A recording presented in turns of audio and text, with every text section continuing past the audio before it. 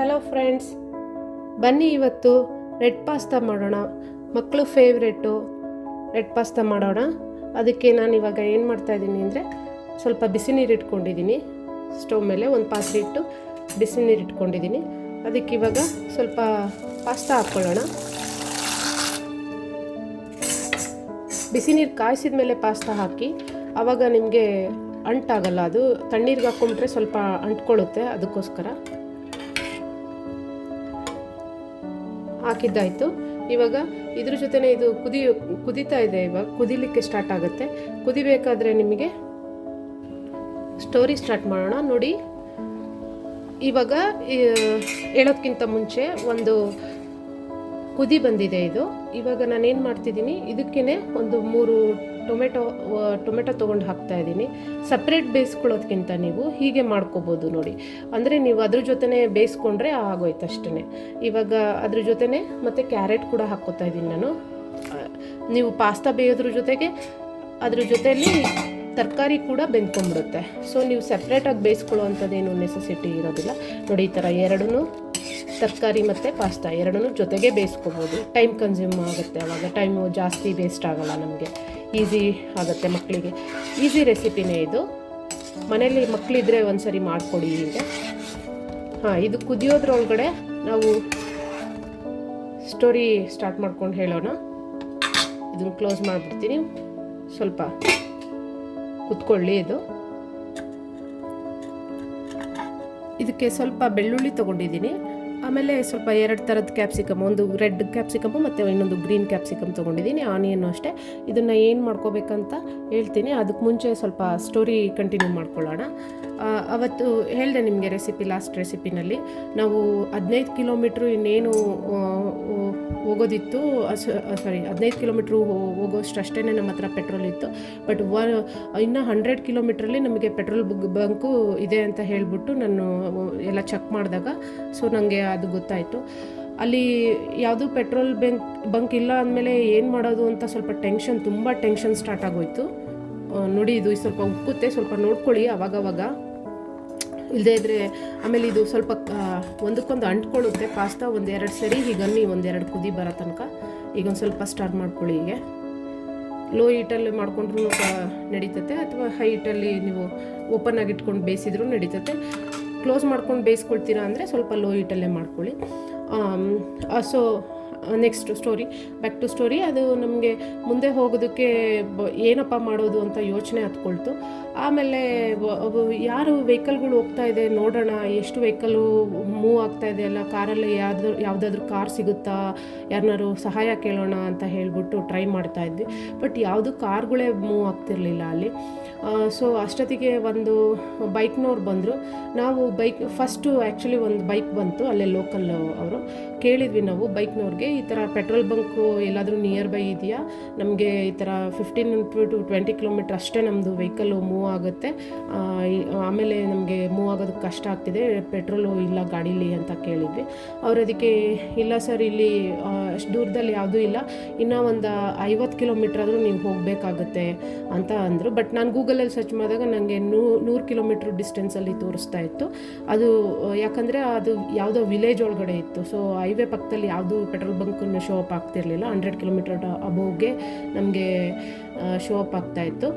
ನಾನು ಅದನ್ನೇ ಇನ್ನೇನು ಮಾಡೋದಂತ ಹೇಳಿಬಿಟ್ಟು ಅವ್ನ ಬೈಕ್ನವ್ರಿಗೆ ಕೇಳಿದಾಗ ಅವರು ಅವ್ರಿಗೂ ಕಷ್ಟ ಅಲ್ಲವರ, ಬೈಕ್ನವರಿಗೆ ಹೋಗಿ ತೊಗೊಂಡು ಬಂದು ಕೊಡಿ ಅಂತೆಲ್ಲ ಕೇಳೋದು ಇಟ್ಸ್ ನಾಟ್ ಗುಡ್ ಐಡಿಯಾ ಅಂತ ಹೇಳ್ಬಿಟ್ಟು, ಆಮೇಲೆ ಏನು ಮಾಡೋದು ಅಂತ ಹೇಳ್ಬಿಟ್ಟು ಸುಮ್ಮನೆ ಇನ್ನೊಂದು 4-5 ಕಿಲೋಮೀಟ್ರ್ ಮತ್ತೆ ಹೊರಟ್ವಿ. ಹಾಗೇ ಮುಂದೆ ಹೋಗ್ತಾ ಇದ್ವಿ. ಅಷ್ಟೊತ್ತಿಗೆ ಒಂದು ಏನು AC ಎಲ್ಲ ಸ್ವಲ್ಪ ಆಫ್ ಮಾಡ್ಕೊಂಡಿದ್ವಿ. ಬಿಕಾಸ್ AC ತುಂಬ ಕನ್ಸ್ಯೂಮ್ ಆಗಿಬಿಟ್ರೆ ಮತ್ತೆ ಪೆಟ್ರೋಲ್ ನಮಗೆ ಮುಂದೆ ಹೋಗೋದಕ್ಕೆ ಇನ್ನೂ ಡಿಸ್ಟೆನ್ಸ್ ಕಡಿಮೆ, ಅಷ್ಟು ಡಿಸ್ಟೆನ್ಸ್ ಒಳಗಡೆ ಎಲ್ಲೂ ಸಿಗೋದಿಲ್ಲ ಪೆಟ್ರೋಲ್ ಅಂತ ಒಂದು ರೀಸನ್ಸ್ಗೆ ಆಫ್ ಮಾಡಿಕೊಂಡು ಗ್ಲಾಸ್ ಇಳಿಸ್ಕೊಂಡು ಹೋಗ್ತಾ ಇದ್ವಿ. ಆಮೇಲೆ ನಿಧಾನ ಮಾಡ್ಕೊಂಡ್ವಿ. ಆಮೇಲೆ ನಾನು ನಮ್ಮ ಹಸ್ಬೆಂಡು ಒಂದು ಥಿಂಕ್ ಮಾಡಿದ್ವಿ, ಏನಂತ ಅಂದರೆ, ಲಾರಿನಲ್ಲಿ ಲಾರಿ ಅಥವಾ ದೊಡ್ಡ ಟ್ರಕ್ಸು ಲಾರಿ ಎಲ್ಲ ಓಡಾಡ್ತಿದೆಯಲ್ಲ, ಅದರಲ್ಲೇ ಯಾರನ್ನಾರು ಅಪ್ರೋಚ್ ಮಾಡೋದಾ, ಕೇಳೋದಾ, ಪೆಟ್ರೋಲ್ಗೆ ಕೊಡ್ತಾರಾ ಅವರು ಅಥವಾ ನಿಲ್ಲಿಸ್ತಾರಾ ಅನ್ನೋದೇ ಒಂದು ದೊಡ್ಡದು ಒಂದು ಕ್ವಶನ್ ಮಾರ್ಕ್ ಡೌಟ್ ಇತ್ತು ನಮಗೆ. ಸೊ ಹೆಂಗೋ ನಮ್ಮ ಅದೃಷ್ಟಕ್ಕೆ ಅವತ್ತು ನಾನು ನಿಲ್ಲಿಸ್ದೆ, ವೆಹಿಕಲ್ನ ಸೈಡಿಗೆ ಪಾರ್ಕ್ ಮಾಡಿಬಿಟ್ಟು ಮಕ್ಕಳೆಲ್ಲ ಕಾರಲ್ಲಿ ಕೂತಿದ್ರು, ನಾನು ನಮ್ಮ ಮನೆಯವರು ಇಳಿದ್ಬಿಟ್ಟು ಇಬ್ಬರೂ ಸ್ವಲ್ಪ ಕೈ ಸ್ವಲ್ಪ ಇದು ಮಾಡಿದ್ವಿ.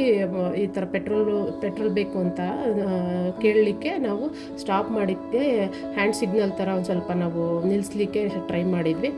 ಆಮೇಲೆ ಒಂದು ರಾಜಸ್ಥಾನದ್ದು ಒಂದು ಟ್ರಕ್, ಆ್ಯಕ್ಚುಲಿ ದೊಡ್ಡದೊಂದು ಟ್ರಕ್ಕು, ಅದು ಆ ಟ್ರಕ್ಕು ನಿಲ್ಲಿಸಿದಾಗ ನಮಗೆ ಸ್ವಲ್ಪ ಏನಂತಾರೋ ಹೇಳಿದ ತಕ್ಷಣ ಒಪ್ಕೊಳ್ತಾರೋ ಇಲ್ವೋ ಅಂತ ಡೌಟ್ ಇತ್ತು. ಪಾಪ ರಾಜಸ್ಥಾನ್ ಗಾಡಿ ರಿಜಿಸ್ಟ್ರೇಷನು ತುಂಬ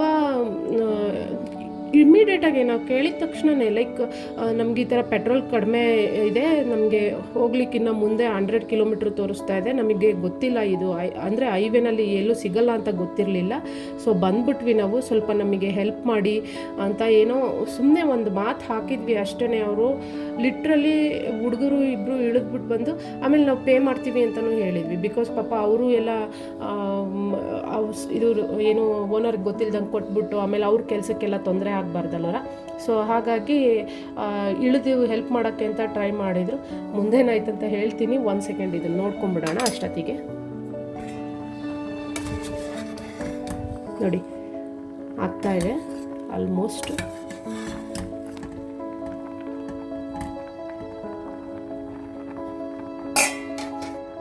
ಒಂದ್ಸರಿ ಚೆಕ್ ಮಾಡ್ಕೊಳ್ಳೋಣ ಇದನ್ನು. ನೋಡಿ ಈ ಥರ ಕಟ್ ಮಾಡಿದರೆ ಕಟ್ ಆಗಬೇಕು. ಆಗಿದೆ ನೋಡಿ, ಇದು ಇವಾಗ ಅಷ್ಟೇ ಆಗಿದೆ. ಈಗ ಟೊಮೆಟೊನೂ ಅಷ್ಟೇ, ಇದು ಟೊಮೆಟೊನೂ ಎಕ್ಸಾಕ್ಟ್ಲಿ ಚೆನ್ನಾಗಿ, ಅದು ಸ್ವಲ್ಪ ನೋಡಿ ಸಿಪ್ಪೆ ತೆಕ್ಕೊಳ್ಳೋದು ನೋಡಿ ಬರ್ತಾ ಇದೆ ಸಿಪ್ಪೆ, ಈ ಥರ ಆಗಿದೆ ನೋಡಿ. ಕ್ಯಾರೆಟ್ ಒಂದು ಚೆಕ್ ಮಾಡ್ಕೊಳ್ಳೋಣ. ಕ್ಯಾರೆಟ್ ಕೂಡ ಚೆಕ್ ಮಾಡೋಣ. ಸ್ವಲ್ಪ ಗಟ್ಟಿ ಇದೆ, ಬಟ್ ಇದು ರುಬ್ಕೊಳ್ಳಿಕ್ಕೆ ನಾನು ಮಾಡ್ಕೋತಾ ಇರೋದು. ಸೊ ಹಾಗಾಗಿ ಸಾಕು, ಇನ್ನೊಂದು 1 ನಿಮಿಷ ಬಿಟ್ಟರೆ ಸಾಕು. ಅದ್ರ ಜೊತೆ 2 ಕ್ಯಾಪ್ಸಿಕಮ್ ಕೂಡ ಹಾಕ್ಕೋತಾ ಇದ್ದೀನಿ. ಅಂದರೆ ಸ್ವಲ್ಪ 2 ಹೋಲ್ ಮಾಡ್ಕೊಂಡು ಹಾಕ್ಕೊಂಡಿದ್ದೀನಿ. ಮೊದಲೇ ಹಾಕ್ಕೊಳ್ಳಿಲ್ಲ, ಬಿಕಾಸ್ ಅದು ತುಂಬ ಬೆಂದೋಗ್ಬಿಡುತ್ತೆ ಅಂತ ಹೇಳಿ. ಸ್ವಲ್ಪ ಹಸಿ ವಾಸನೆ ಹೋಗ್ಲಿಕ್ಕೆ ಅಷ್ಟೇ ಇದು ನಾವು ಬೇಯಿಸ್ಕೊಳ್ಳೋದು ತರಕಾರಿನ. ಸೊ ರೆಡ್ ಪಾಸ್ತಾಗೆ ಅದು ಕಲರ್ ಬರಲಿಕ್ಕೆ ಈ ಥರ ಕಲರ್ ಇರೋವಂಥ ವೆಜಿಟೇಬಲ್ಸ್ನ ಯೂಸ್ ಮಾಡಿಕೊಂಡ್ರೆ ಒಳ್ಳೆ ಕಲರ್ ಬರುತ್ತೆ, ಅದಕ್ಕೋಸ್ಕರ. ಆಮೇಲೆ ಇದಕ್ಕೊಂದು ಮೆಣಸಿನ್ಕಾಯಿ ಕೂಡ ಹಾಕ್ಕೋತಾ ಇದ್ದೀನಿ, ಅಂದರೆ ಡ್ರೈ ಒಣಗಿರೋದು ಬ್ಯಾಡಗಿ ಮೆಣಸಿನ್ಕಾಯಿ ಕಲರಿಗೆ. ಅದನ್ನು ಸ್ವಲ್ಪ ಅದ್ರ ಜೊತೆ ಇನ್ನೊಂದು ನಿಮಿಷದಲ್ಲಿ ಬೆಂದ್ಕೊಳ್ಳುತ್ತೆ. ಹೀಗೆ ಎಲ್ಲ ಆಗಿದೆ. ಇವಾಗ ಇದು ಬೆಂದಿದ್ದಾಗಿದೆ ಮೆಣಸಿನ್ಕಾಯಿ ಅದೆಲ್ಲ. ಇವಾಗ ನಾನು ಕ್ಯಾರೆಟ್ ತೆಕ್ಕೋತಾ ಇದ್ದೀನಿ. ಕ್ಯಾರೆಟು, ಟೊಮೆಟೊ, ಮೆಣಸಿನ್ಕಾಯಿ ಮತ್ತು ಅಂದರೆ ಒಣಮೆಣಸಿನ್ಕಾಯಿ, ಹಾಗೆ ಇನ್ನೊಂದು ಕ್ಯಾಪ್ಸಿಕಮ್, ರೆಡ್ ಕ್ಯಾಪ್ಸಿಕಮ್, ಅದಷ್ಟು ಎತ್ಕೋತಾ ಇದ್ದೀನಿ. ಯಾಕಂದರೆ ಇವಾಗ ನಾನು ಇದನ್ನು ಬೆಂದಿದೆ ಇವಾಗ ಪಾಸ್ತಾ. ಈ ಟೊಮೆಟೊನ ಸಿಪ್ಪೆ ತೆಗೆದು ರುಬ್ಕೋಬೇಕು ಇದನ್ನು, ಇದಿಷ್ಟು ಪೇಸ್ಟ್ಗೆ. ರೆಡ್ ಪಾಸ್ತಾ ಅಲ್ಲೋರ, ಹಾಗಾಗಿ ರುಬ್ಕೋಬೇಕು ಇದನ್ನು. ತೆಕ್ಕೊಂಡಿದ್ದಾಯಿತು ನೋಡಿ, ಇದೆಲ್ಲ ತೆಕ್ಕೊಂಡಿದ್ದೀನಿ, ಬೇಯಿಸಿದ್ದೆಲ್ಲ ಎತ್ಕೊಂಡಿದ್ದೀನಿ. ಇವಾಗ ಇದನ್ನು ಬಸ್ಕೊಳ್ತೀನಿ. ಬಸ್ತಿದ್ದಾಯ್ತು, ಇದೀಗ ನೀರು ತೆಗೆದಿದ್ದಾಯಿತು. ಇವಾಗ ಈ ಕಡೆ ಒಂದು ಪ್ಯಾನ್ ಇಟ್ಕೊಂಡಿದ್ದೀನಿ, ಒಂದು ಬಾಣಲಿ ತೊಗೊಂಡಿದ್ದೀನಿ. ಇವಾಗ ಇದಕ್ಕೊಂದು ಸ್ವಲ್ಪ ಬೆಣ್ಣೆ ಹಾಕ್ಕೋಬೇಕು. ಬೆಣ್ಣೆ ಹಾಕಿದ್ದೀನಿ. ಇವಾಗ ಇದು ಕರಗ್ತಾ ಇದೆ. ಸ್ವಲ್ಪ ಬೆಣ್ಣೆ ಕರಗಿದಾದ್ಮೇಲೆ ಸ್ವಲ್ಪ ಈ ಥರ ಸ್ಪ್ರೆಡ್ ಮಾಡ್ಕೊಳ್ಳಿ, ಬೇಕಾಗುತ್ತೆ. ಪ್ಯಾನ್ ಹಿಟ್ಟಾಗಿರುತ್ತಲ್ಲ, ಈಗ ಕರಗಿದೆ. ಇದಕ್ಕೆ ಸ್ವಲ್ಪ ಬೆಳ್ಳುಳ್ಳಿ ಹಾಕ್ಕೊಳ್ತಾ ಇದ್ದೀನಿ. ಒಂದು 2 ಸ್ಪೂನ್ ಬೆಳ್ಳುಳ್ಳಿ ಚಿಕ್ಕದಾಗಿ ಹೆಚ್ಕೊಂಡಿರೋದು ತೊಗೊಂಡಿದ್ದೀನಿ. ಬೆಳ್ಳುಳ್ಳಿನ ಚೆನ್ನಾಗಿ ರೋಸ್ಟ್ ಮಾಡ್ಕೋಬೇಕು.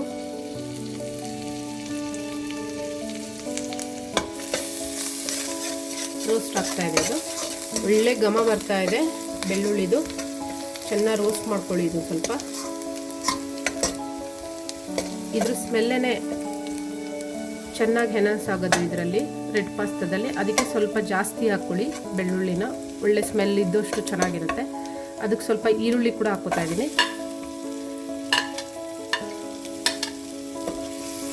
ಈರುಳ್ಳಿ ಹಾಕಿದ್ದೀನಿ. ಈರುಳ್ಳಿನೂ ರೋಸ್ಟ್ ಮಾಡ್ಕೊಳ್ಳೋಣ. ಹೀಗೆ ಸ್ವಲ್ಪ ಚೆನ್ನಾಗಿ ರೋಸ್ಟ್ ಆಗಬೇಕು. ಇದನ್ನು ಸ್ವಲ್ಪ ಬಿಡಿಸ್ಕೊಳ್ಳಿ. ಹೀಗೆ ಈ ಥರ ಉದುರಾಗಿ ಬಿಡಿಸ್ಕೊಳ್ಳಿ ಈರುಳ್ಳಿನ. ಸ್ವಲ್ಪ ಹೀಟ್ ಜಾಸ್ತಿ ಮಾಡ್ಕೊತೀನಿ. ಈ ಥರ ರೋಸ್ಟ್ ಮಾಡ್ಕೊಳ್ಳಿ. ಇದು ರೋಸ್ಟ್ ಆಗೋದ್ರೊಳಗಡೆ ಮತ್ತೆ ಸ್ಟೋರಿ ಕಂಟಿನ್ಯೂ ಮಾಡೋಣ. ಅವರು ಒಪ್ಕೊಂಡ್ರು, ನಮಗೆ ಡೀಸೆಲ್ ಪೆಟ್ರೋಲ್ ಕೊಡಲಿಕ್ಕೆ ಒಪ್ಕೊಂಡ್ರು.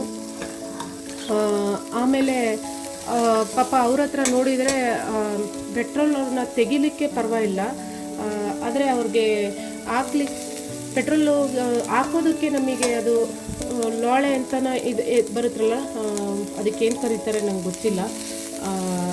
ಸೊ ಅದು ಅವ್ರ ಹತ್ರನೂ ಏನೂ ಇರಲಿಲ್ಲ, ಅದು ತೆಕ್ಕೊಳ್ಳಿಕ್ಕೆ ಅಥವಾ ಹಾಕ್ಲಿಕ್ಕೆ ಆಗಲಿ ತೆಗಿಲಿಕ್ಕೆ ಬಾಟ್ಲಿ ಆಗಲಿ ಏನೂ ಇರಲಿಲ್ಲ. ಸೊ ಅವ್ರ ಹತ್ರನೂ ಹಾಕೋದಕ್ಕೆ ಇರಲಿಲ್ಲ. ಅದಕ್ಕೆ ಏನಂತಾರೆ ನನಗೆ ಗೊತ್ತಾಗ್ತಿರಲಿಲ್ಲ. ಒಳ್ಳೆ ಅಂತ ಏನೋ ಹೇಳ್ತಾರೆ ಅದಕ್ಕೆ. ಅವ್ರ ಹತ್ರನೂ ಇರಲಿಲ್ಲ. ಸೊ ನಮ್ಮ ಹತ್ರ ಒಂದು 2 ಲೀಟ್ರದ್ದು ವಾಟ್ರ್ ಕ್ಯಾನ್ದು ಬಾಟಲ್ ಇತ್ತು, ಪ್ಲಾಸ್ಟಿಕ್ ಬಾಟಲ್ ಇತ್ತು. ಆಮೇಲೆ ಅವರು ನಮ್ಮ ಹತ್ರನೂ ಬಾಟ್ಲ್ ಹೋಯ್ತು, ಅವ್ರ ಹತ್ರನೂ 1-2 ಬಾಟಲ್ ಇತ್ತು. ಸೊ ಅವರು ಅದನ್ನೇ ಕಟ್ ಮಾಡಿಬಿಟ್ಟು, ಬಾಟಲ್ನ ಅರ್ಧಕ್ಕೆ ಕಟ್ ಮಾಡಿಬಿಟ್ಟು ನಮಗೆ ಪೆಟ್ರೋಲು ಅಂದರೆ ಅದು ಕ್ಯಾಪು ಇಟ್ಬಿಟ್ಟು ಹಾಕೋದಕ್ಕೆ ನಮಗೆ ಸಹಾಯಕ್ಕೆ ಕೇಳಿದ ತಕ್ಷಣವೇ ಒಪ್ಕೊಂಡ್ರು. ಆಮೇಲೆ 2 ಲೀಟ್ರು ತೆಕ್ಕೊಟ್ರು ಓಪನ್ ಮಾಡಿಬಿಟ್ಟು. ಆಮೇಲೆ ಇನ್ನೊಂದು 1 ಲೀಟ್ರಲ್ಲಿ ಇದನ್ನು ಬಾಟ್ಲಲ್ಲಿ ಮತ್ತೆ ತೆಕ್ಕೊಟ್ರು ನಮಗೆ. ಸೊ ಟೋಟಲಿ 5 ಲೀಟ್ರು ಪೆಟ್ರೋಲ್ನ ನಮಗೆ ಅವರು ಕೊಟ್ಟರು ನಮಗೆ. ಸೊ ಹಾಗಾಯಿತು. ಬಟ್ ಹಾಕ್ಲಿಕ್ಕೆ ಸ್ವಲ್ಪ ಕಷ್ಟ ಆಯಿತು, ಯಾಕಂದರೆ ನಾವು ಪ್ರಿಪೇರ್ ಆಗಿರಲಿಲ್ಲ. ಅದಕ್ಕೆ ಅವ್ರ ಹತ್ರನೂ ಯಾವುದೇ ಥರ ಎಕ್ವಿಪ್ಮೆಂಟ್ ಇರಲಿಲ್ಲ ಅದನ್ನ ತೆಕ್ಕೊಂಡು ಹಾಕೋದಕ್ಕೆ. ಸೊ ಇರೋದ್ರಲ್ಲೇ ಅಡ್ಜಸ್ಟ್ ಮಾಡಿಕೊಂಡು ಅದರಲ್ಲೇ ಅವರು ಕೊಟ್ಟಿದ್ದು ವಾಟ್ರ್ ಬಾಟ್ಲುಗಳೇ ಯೂಸ್ ಮಾಡಿಕೊಂಡು ಅದರಿಂದನೇ ನಾವು ಹಾಕ್ಕೊಂಡ್ವಿ. ನಾನು ಇವಾಗ ಇದೇನು ಬೆಳ್ಳುಳ್ಳಿ ಮತ್ತು ಈರುಳ್ಳಿನ ಹುರ್ಕೊಂಡಿದ್ದೀನಿ, ಅದರಲ್ಲಿ ಈರುಳ್ಳಿ ಮಾತ್ರ, ಸ್ವಲ್ಪ ಬೆಳ್ಳುಳ್ಳಿ ಕೂಡ ಆ್ಯಡ್ ಆಗಿದೆ, ಈರುಳ್ಳಿ ಮಾತ್ರ ಎತ್ಕೋತಾ ಇದ್ದೀನಿ ನೋಡಿ. ಈ ಥರ ಈರುಳ್ಳಿನ ಎತ್ಕೊಳ್ಳೋಣ. ಹೀಗೆ ಸ್ವಲ್ಪ ರೋಸ್ಟ್ ಆಗಿದೆಯಲ್ಲ ಅದನ್ನು ರುಬ್ಕೊಳ್ಳೋದಕ್ಕೆ. ಅಷ್ಟೊತ್ತಿಗೆ ಇದು ಕೂಡ ತಣ್ಣಗಾಗಿದೆ. ಇದನ್ನು ಎತ್ಕೊಂಡ್ಬಿಟ್ಟು ಬೆಳ್ಳುಳ್ಳಿ ಇದರಲ್ಲೇ ಇದೆ, ಸ್ವಲ್ಪ ಇನ್ನೊಂದು ಸ್ವಲ್ಪ ರುಬ್ಕೊಳ್ಳಿಕ್ಕೆ ಎತ್ಕೊಂಡಿದ್ದೀನಿ. ಈಗ ಇದಕ್ಕೇ ಸ್ವಲ್ಪ ಇದೇ ಬಾಣಲಿಗೆ ನಾನು ಕ್ಯಾಪ್ಸಿಕಮ್ ಕೂಡ ಹಾಕ್ಕೊಂಡು ಸ್ವಲ್ಪ ರೋಸ್ಟ್ ಮಾಡ್ಕೊಳ್ತಾ ಇದ್ದೀನಿ. ಈ ಥರ ರೋಸ್ಟ್ ಮಾಡ್ಕೊಳ್ಳಿ ಸ್ವಲ್ಪ. ಈಗ ಅದಕ್ಕೆ ಸ್ವೀಟ್ ಕಾರ್ನ್ ಕೂಡ ಸ್ವಲ್ಪ ಒಂದು ಸ್ವಲ್ಪ ಸ್ವೀಟ್ ಕಾರ್ನ್ ಕೂಡ ಹಾಕ್ಕೊತೀನಿ, ಸ್ವಲ್ಪ ಪ್ರೋಟೀನ್ ಇರಲಿ ಅಂತ ಹೇಳ್ಬಿಟ್ಟು ಮಕ್ಕಳಿಗೆ ಒಂದಿಷ್ಟು ಹಾಕ್ಕೋತಾ ಇದ್ದೀನಿ. ಸ್ವೀಟ್ ಕಾರ್ನ್ ಹಾಕ್ಕೊಂಡಿದ್ದೀನಿ, ಅದು ಕೂಡ ರೋಸ್ಟ್ ಆಗುತ್ತೆ. ಇದು ರೋಸ್ಟ್ ಆಗೋದ್ರೊಳಗಡೆ ನಾನು ಇದೇನು ಮಸಾಲೆ ರುಬ್ಕೊಳ್ಳಿಕ್ಕೆ ತೊಗೊಂಡಿದ್ದೀನಿ ಅದನ್ನು ರುಬ್ಕೊಂಡು ಬರ್ತೀನಿ. ತರಕಾರಿಗೆ ಸ್ವಲ್ಪ ಸಾಲ್ಟ್ ಹಾಕ್ಕೊಳ್ಳೋಣ, ಸ್ವಲ್ಪ ಟೇಸ್ಟು ಚೆನ್ನಾಗಿ ಬರುತ್ತೆ ಅದಕ್ಕೋಸ್ಕರ. ಆಮೇಲೆ ಮತ್ತೆ ಲಾಸ್ಟಲ್ಲಿ ನಾನು ಎಲ್ಲನೂ ಒಟ್ಟಿಗೆ ಸೇರಿಸಿದಾದ್ಮೇಲೆ ಮತ್ತೆ ಸಾಲ್ಟು ಹಾಕ್ಕೊಳ್ತೀನಿ ನೋಡಿಕೊಂಡು. ಸೊ ಈ ಥರ ಹಾಕ್ಕೊಳ್ಳೋಣ, ಸ್ವಲ್ಪ ಮಿಕ್ಸ್ ಮಾಡಿಕೊಂಡು. ನೋಡಿ ಇದು ಪೇಸ್ಟ್ ರುಬ್ಕೊಂಡು ಬಂದಿದ್ದೀನಿ, ಎಷ್ಟು ಚೆನ್ನಾಗಿ ರುಬ್ಬಿದೆ ಇದು ನೋಡಿ. ಇದನ್ನು ಇವಾಗ ಇದಕ್ಕೆ ಆ್ಯಡ್ ಮಾಡ್ಕೊಳ್ಳೋಣ.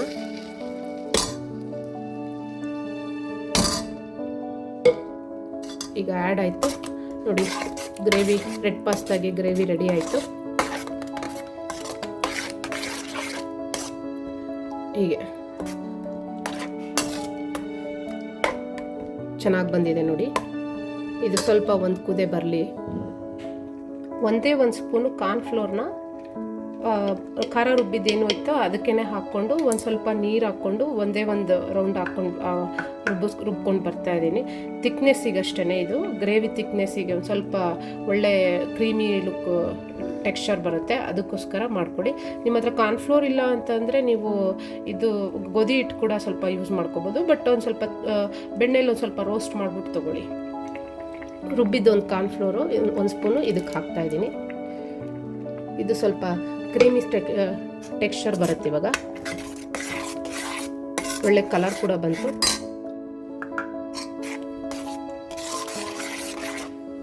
ಇವಾಗ ಇದು ಚೆನ್ನಾಗಿ ಕುದೀತಾ ಇದೆ. ಇದಕ್ಕೆ ನೀವು ಇವಾಗ ಇದನ್ನು ಪಾಸ್ತಾ ಆ್ಯಡ್ ಮಾಡ್ಕೊಳ್ಳಿ.